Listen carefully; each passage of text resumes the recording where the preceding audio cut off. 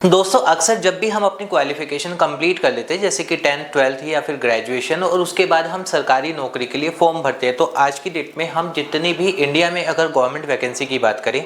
सभी के फॉर्म हम लगभग ऑनलाइन ही फिल करते हैं। ऐसी बहुत ही कम या फिर रेयर ही कोई जॉब मिलेगी जिसका एप्लीकेशन फॉर्म आपको ऑफलाइन यानी कि कागज पर भरकर फॉर्म निकलता है उसको भरकर आपको सबमिट करना हो, ऐसा कुछ होता है।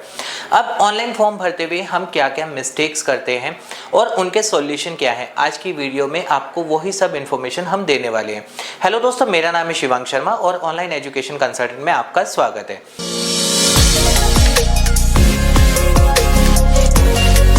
दोस्तों सबसे पहले तो आपसे रिक्वेस्ट करना चाहूँगा कि इस चैनल को बिल्कुल सब्सक्राइब कर लीजिए क्योंकि यहाँ पर आपको इंडिया की कितनी भी यूनिवर्सिटीज़ हैं उनके अपडेट्स और उनके एक्रेडिटेशन के साथ साथ उनसे आप अगर कोई कोर्स करते तो आपको क्या क्या बेनिफिट होता है वो सारी की सारी इन्फॉर्मेशन आपको यहाँ पर दी जाती है। तो चलिए अब शुरू करते हैं वो कॉमन मिस्टेक्स जो ऑनलाइन फॉर्म भरते हुए आप लोग करते हैं और उनसे आप कैसे बचा जा सकता है और क्या क्या स्टेप्स आप ले सकते हैं जिससे कि आपका ऑनलाइन फॉर्म में कभी भी कोई गड़बड़ ना हो। क्योंकि ऑनलाइन फॉर्म भरते हुए अगर आप कुछ गलतियां करते हैं तो इंस्टेंट रिजेक्शन मिलती है, जहां पर फिर आपको ये दिक्कत आती है कि आगे आपके पास कोई दूसरा मौका तक नहीं रह जाता है कि उस गलती को आप सुधार पाएं।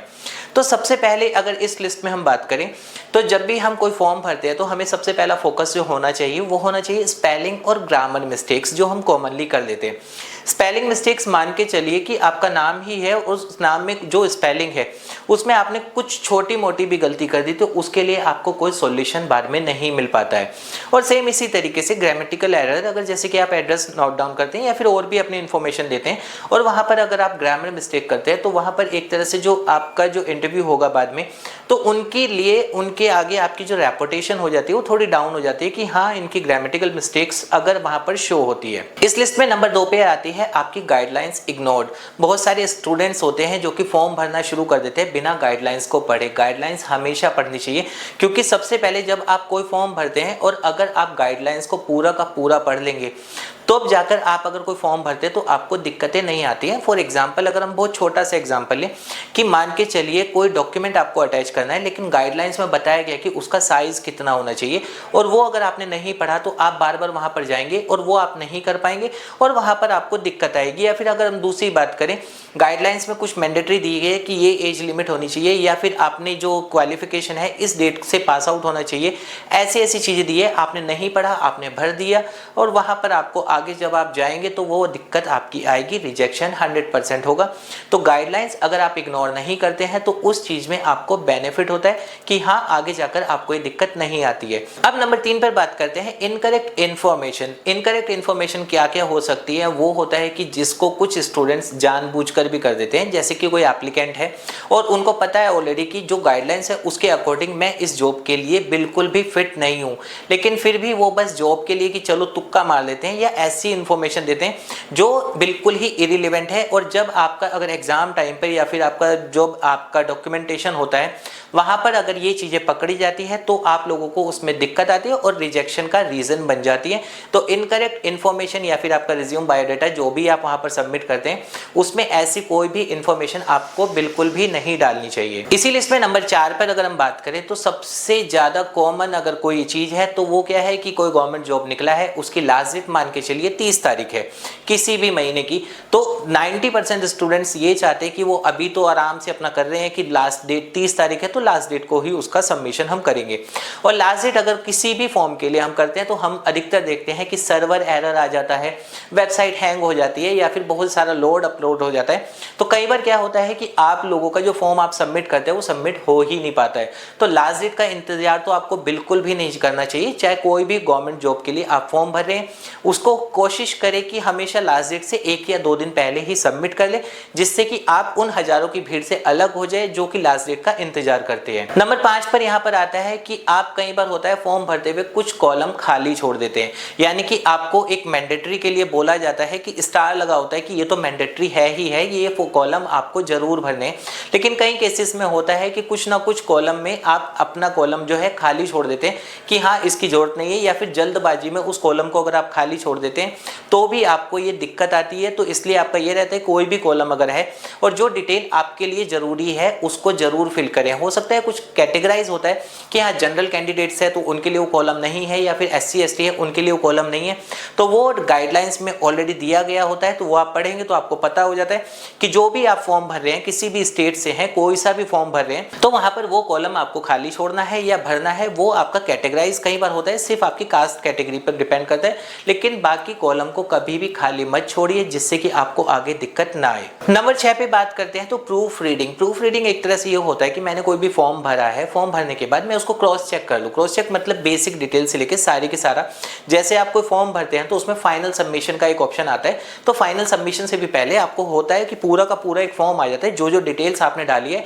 कि वो एक बार आप क्रॉस चेक कर ले उसमें कोई मिस्टेक तो नहीं है। और अगर वो आप प्रूफ रीडिंग कर लेते हैं तो आपको दिक्कत नहीं आती, क्योंकि अगर कोई मिस्टेक होती है आपको इंस्टेंट पता लग जाती है, क्योंकि एक बार फाइनल सबमिट होने के बाद उसको करेक्शन का कोई सॉल्यूशन आपके पास नहीं होता है। नंबर 7 में इस लिस्ट पर आता है डॉक्यूमेंट्स प्रॉपर अटैच ना करना या फिर एक आधा डॉक्यूमेंट छोड़ देना। मान के चलिए कोई वैकेंसी है जिसमें कि मांगा गया है कि ग्रेजुएशन होना चाहिए, ग्रेजुएशन के साथ साथ ये है कि आपको जो है आधार कार्ड अपना अटैच करना है, पैन कार्ड अटैच करना है, आपको एक पासपोर्ट साइज फोटो अटैच करना है, कोई कास्ट कैटेगरी है आपको तो वो अटैच करनी है, कोई बर्थ सर्टिफिकेट है तो वो भी अटैच करना है। लेकिन आपने क्या किया, जब आपने फॉर्म भरा तो फॉर्म भरते हुए आपने एक आधा डॉक्यूमेंट वहां पर मिस कर दिया। ये भी आप लोगों के लिए प्रॉब्लम आती है। तो जब भी आपको डॉक्यूमेंट्स के लिए होता है कि फॉर्म भरें, ऑलरेडी एक PDF बना लें, और अगर कोई ऐसा फॉर्म है जिसमें अलग अलग मार्कशीट अपलोड करनी है तो आपके लिए ईजी हो जाता है। लेकिन कहीं पर अगर फाइनल सबमिशन के बाद ही पूरा एक PDF मांगा जाता है तो वहां पर दिक्कत आती है। तो ये रहता है कि गाइडलाइंस आपने पढ़ी हुई है, आपको पता है इस जॉब के लिए ये डॉक्यूमेंट्स मेरे हैं,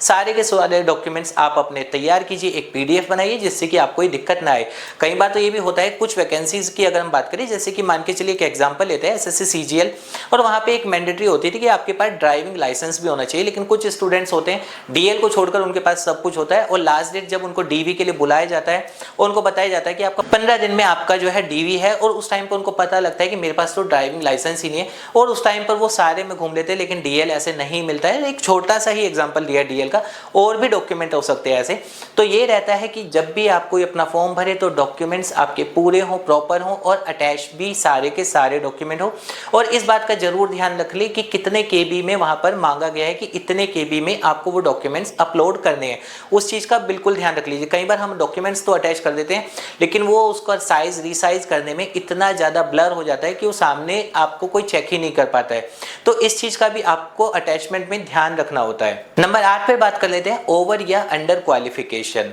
मान के चलिए कोई वैकेंसी है जिसमें मांगा गया है कि इसके लिए आपका 12th पास स्टूडेंट्स हैं जो कि इसके लिए एलिजिबल है, या फिर एक एग्जांपल लेते हैं कोई वैकेंसी निकली है टीचर की जिसमें DLED मांगा गया है, लेकिन वहां पर अगर B.Ed के भी स्टूडेंट्स हैं जो अप्लाई कर रहे हैं। पहले तो ऐसा हो जाता था कि हाँ B.Ed वालों को भी एक्सेप्ट कर लिया जाता था, बट अब ऐसा नहीं होता है। बहुत सारी स्टेट्स हैं जिन्होंने इसको रिजेक्ट करना स्टार्ट कर दिया है। यानी कि अगर कोई वैकेंसी जिसमें DLED मांगा गया है, BTC भी जिसको बोलते हैं, तो वहां पर सिर्फ वही स्टूडेंट्स एलिजिबल होंगे जिन्होंने BTC या DLED किया हुआ है। अगर कोई B.Ed स्टूडेंट्स है वो उसको फॉर्म को अप्लाई करेगा तो वो उसको एप्लीकेबल नहीं माना जाएगा, रिजेक्ट कर दिया जाएगा। और ऐसे ही एक एग्जांपल मैंने DLED का दिया है, ऐसी बहुत सारे एग्जांपल है जहां पर होता है डिप्लोमा मांगा गया है और कोई ग्रेजुएट या फिर बैचलर डिग्री वाले होल्डर उसको फॉर्म को फिल करते हैं तो भी वहां पर उनको रिजेक्ट कर दिया जाता है। या फिर कई बार होता है कि ओवर बताई जाती है कि मैं हूं तो वैसे तो ये है कि मैंने अपना BA किया हुआ था, मैंने MA की पोस्ट के लिए अप्लाई कर दिया, लेकिन वहां पर भी आपको क्लियरली रिजेक्शन आपको मिल जाएगी। ऐसा कोई तुक्का नहीं लगने वाला है कि आपका वो काम चल जाएगा। नंबर 9 पे दोस्तों इस लिस्ट में सबसे ज्यादा इंपॉर्टेंट अगर हम बात करें तो क्या होता है कि एक कोई वैकेंसी आती है, वैकेंसी की गाइडलाइंस जैसे कि मैंने आपको शुरू में ही बताया था कि जरूर पढ़ें। उसमें क्या होता है गाइडलाइंस में कई बार होता है कि आपने अगर ग्रेजुएशन भी किया है तो आपका ग्रेजुएशन इस डेट तक का होना चाहिए, यानी कि उस डेट तक आप पास आउट होने चाहिए। या फिर मान के चलिए दूसरी चीज होती है कि आपकी जो एज है उस डेट तक इतनी होनी चाहिए। अगर ये वाली गलती आप करते हैं कि कई बार क्या होता है कि हम फॉर्म फिल कर देते हैं लेकिन हमने वो वाला कॉलम छोड़ दिया कि हाँ उसमें साफ साफ लिखा हुआ था कि अगर ये आपका फॉर्म है कि ग्रेजुएशन बेस पर ये वाले वैकेंसी को अप्लाई कर रहा हूं। अब इस एप्लीकेंट का जो कि एप्लीकेशन फॉर्म फिल कर रहा है उसकी एज इस साल तक, इस महीने तक इतनी होनी चाहिए, लेकिन वहां पर मेरी उतनी नहीं है। लेट्स सपोज एक एग्जांपल ले लेते हैं कि मान के चलिए कोई वैकेंसी है जिसमें लिखा हुआ है क्लियर कि 1 जुलाई 2025 तक कैंडिडेट की जो एज है 18 साल प्लस होनी चाहिए, लेकिन वहां पर आपकी 1 जुलाई 25 तक 18 नहीं हो रही है, 17 हो रही है, तो वहां पर आपकी एप्लीकेशन को रिजेक्ट कर दिया जाता है। इसी तरीके से मान के चलिए किसी में आया है कि मार्च 2025 में आपकी जो 12th है वो पास आउट होनी चाहिए, लेकिन आपकी जो 12th है वो पास आउट हो रही है अप्रैल में या फिर मई में, तो भी अगर आप उस फॉर्म को फिल करते हैं तो वह आपका क्लियर रिजेक्शन हो जाता है। तो दोस्तों ये था गवर्नमेंट जॉब फॉर्म भरते हुए हम क्या क्या कॉमन मिस्टेक्स करते हैं और उनसे कैसे बचा जा सकता है, उसके ऊपर पूरा एक रिव्यू। उम्मीद करूंगा आपको ये वीडियो पसंद आई होगी। अभी भी अगर आपकी कोई क्वेरी है आप कमेंट कर सकते हैं, हम उसका रिप्लाई आपको कर देंगे।